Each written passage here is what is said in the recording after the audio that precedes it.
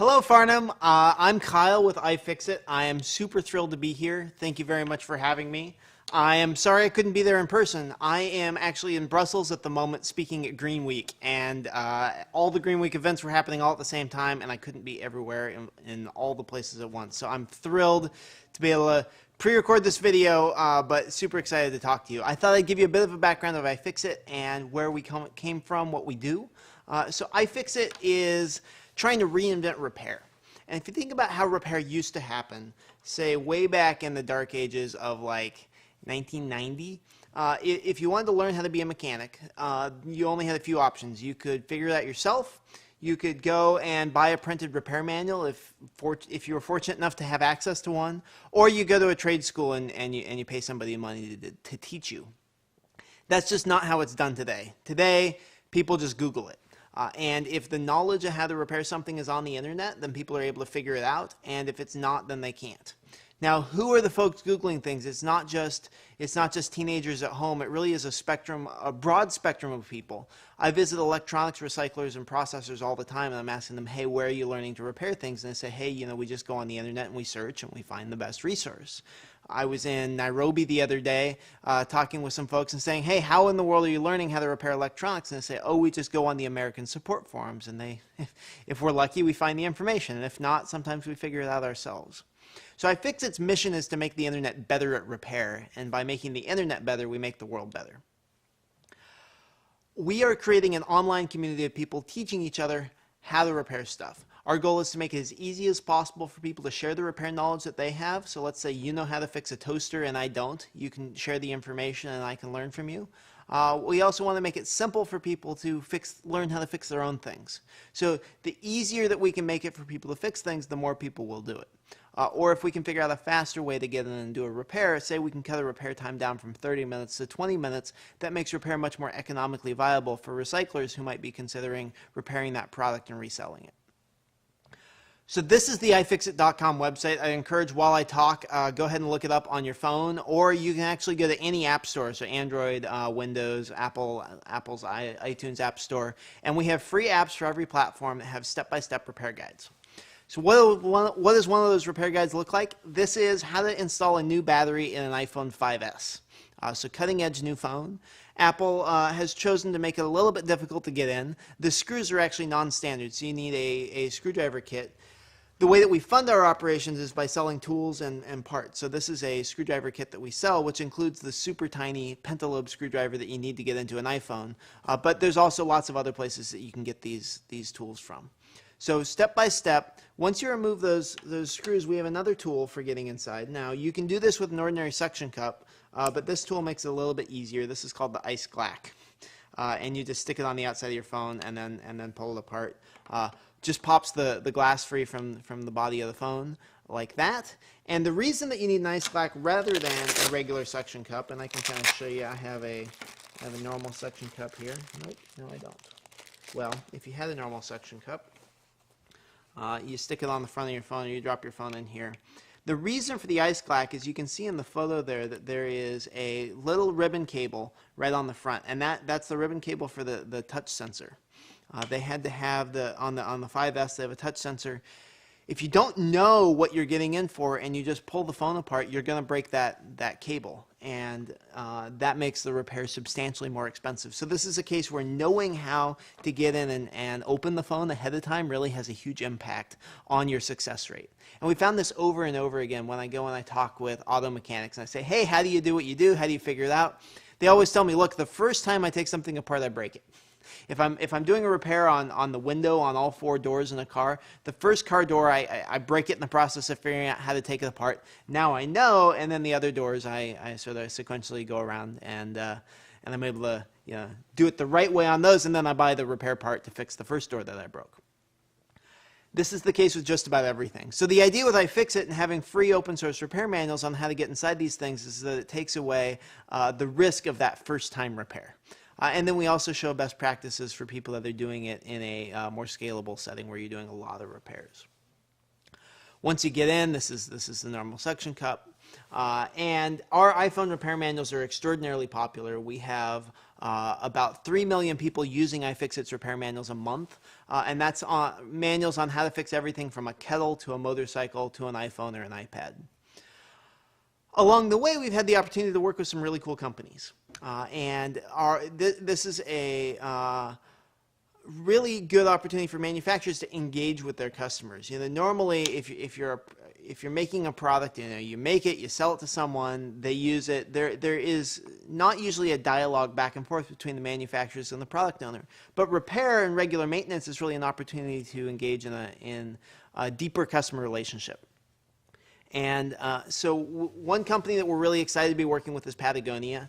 They came to us and said, hey, we have a really good high quality products, but people are using them out in the field and things happen. We would like help teaching people how to do everything from simple repairs like replacing a button on a pair of jeans to actually doing full zipper replacements on some of their alpine jackets. So we worked with them, we worked with our seamstresses, figured out the best way to do repairs, and now we have a whole series of sewing tutorials and clothing repair guides on iFixit. It's been pretty cool to see. We did some market data to find out, hey, what are the benefits to manufacturers of people out there fixing things? And so we did a survey of 13,000 iFixit community members. 91% told us that iFixit has enabled them to do repairs that they couldn't have done otherwise. So for me, that proves that the internet and the information online really is an enabling technology, that without the information, people wouldn't be able to do these repairs. 95% told us that fixing something from one manufacturer made them more likely to go back to that company to buy products in the future. So this is people like the brands that they like, they're out there doing repairs, and if they're able to successfully repair something, they're a lot more attached to that product. I know for a long time I had a 1992 Honda Accord, and working on it was relatively straightforward. And when the time finally came to get another car, I got another Honda because I thought that it was going to be easy to fix. It turned out I was right. So people are actively biasing their purchase decisions towards more repairable products. And the last stat on there I thought was just kind of cool. People are fixing a lot of things on iFixit. They're not just fixing one or two things. They get in and it almost becomes a lifestyle. We had some people say they'd fix thousands of products. They're a professional repair tech. They get started, they get hooked using iFixit, they go and get a job doing it, and now they're out there and they're able to keep a lot of products functional a lot longer. And that really is a big advantage environmentally because the amount of embodied energy in manufacturing something like a laptop is massive. Studies show that you need to use a laptop for somewhere between 8 and 25 years for the amount of energy consumed using the laptop balances out the amount of energy that it took to manufacture a laptop. And if you look at that with a cell phone, here in the US, people are going through cell phones at an average of every 18 months right now. In 2013, we manufactured 1.6 billion cell phones globally, and I really don't want to live in a world where we have to make 4 billion new cell phones every year with all of the mining and environmental damage that comes from that, with all the energy expended and carbon expended in the huge amounts of energy that it takes to make PCBs. We have to find a way to make electronics and other products last a lot longer. So one thing that we do is make repair tools. We're always pleasantly surprised to see the sorts of people that are using our tools, everyone from folks running repair shops to those folks doing forensic work. And we have a magnetic mat, so this is as you take things apart, you can keep track of all the little pieces it turns out along the way of doing a repair. Keeping track of the little parts is a big part of the challenge. And then when we do tear down, so we'll get new gizmos and we take them apart and we tell people, we say, hey, this is how easy or hard it is to fix this. And it would sure be nice if when you went to buy a product, it had an eco label on it, maybe with a sliding scale that told you how environmentally friendly it was or how repairable it was, or even, this product is designed to last 7 years and there's service parts available to help you extend the life up to maybe 14 years. That would be great. Such a thing doesn't exist yet. So in lieu of that, we've made some repairability rankings where we rank all the tablets out there on the market. This is a tablet list. We've also got one for cell phones. And you can see the tablets at the top of the list are very easy to disassemble. So they have batteries that are easy to get to. It's straightforward to repair the screen. And actually the Dell XPS 10 that's at the top of the list, we ranked it high for repairability, but it also won a Design for Recycling award from one of the biggest international recycling associations a few months ago. So it turns out there's a lot of parallels between products that are easy to repair and products that are easy to recycle. At the bottom of the list are some other products. A lot of these are from Apple. We analyze every product that Apple releases along with Microsoft and Nokia and Amazon. And Amazon's products are sort of in the middle. Microsoft's products are the absolute bottom of the pack, and this is the Microsoft Surface series. They're using a lot of adhesive on them. They're using a lot of glue, and they're using a lot of screws. So that makes it very difficult for us to take them apart to do a repair. But I thought I would show you inside. I'm going to show you some photos of how to get inside an iPad mini and an iPad Air, just so you get a feeling of what the process is.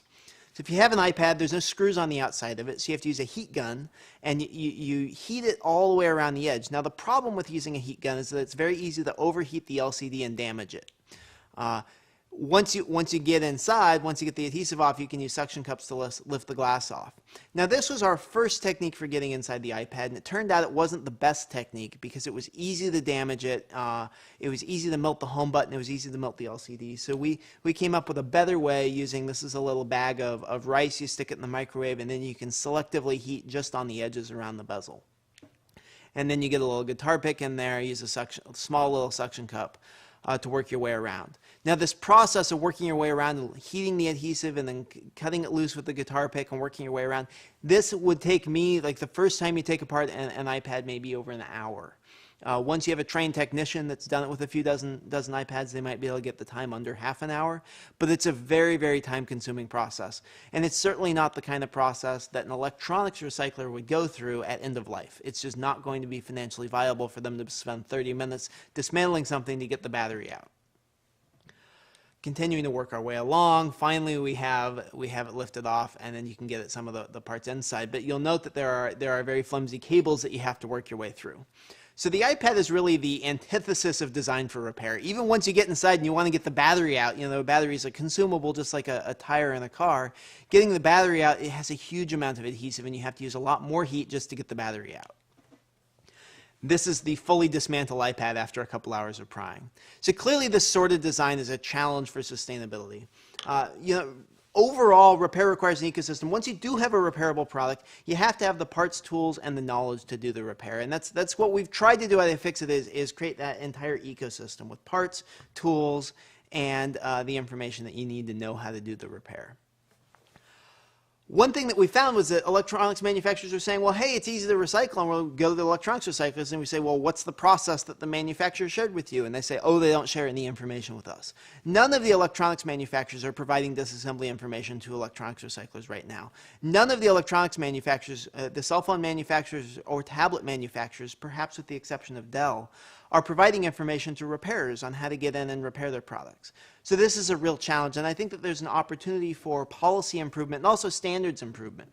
So O-Manual is one standard that we've been working on for a while with IEEE and International Standards Organization to speed the flow of information from the manufacturers to the recyclers and the repairers.